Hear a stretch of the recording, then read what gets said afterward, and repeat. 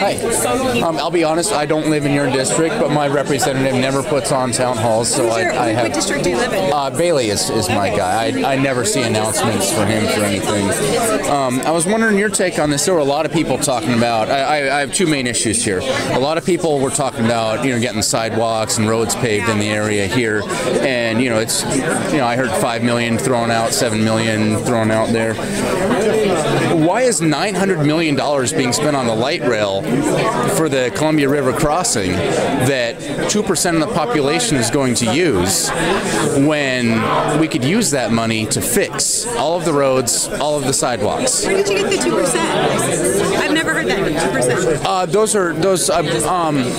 I don't remember where I got it, but I know there's all sorts of, I look up lots of audits and lots of reports. It's in one of those. I can find that for you if you want, and maybe email it to your official thing there. So give your kids a hug for me. That was pretty scary for them. I know. I'm really give them a hug. That was really amazing. Thank you. Thanks for coming. Yeah. So it just seems ridiculous to me that $900 million is being spent on the light rail portion of this when that money could go to schools, it could go to the mental health issues, it could go to repaving roads, it could go to the sidewalks. And then another thing I have here, the bill that would ban CHL holders from schools in the Capitol building. Yes. How many times in the history of Oregon has a CHL holder stormed a school or stormed the Capitol building and started shooting people? I have no idea.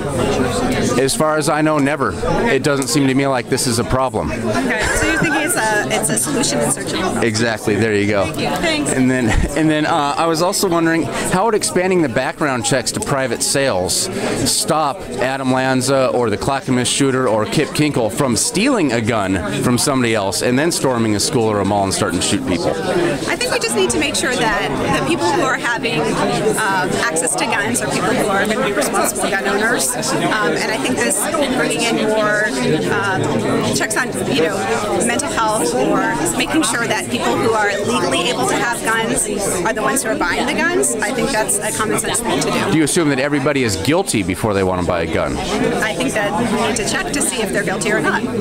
Okay. All right. Okay. Thank you. Okay.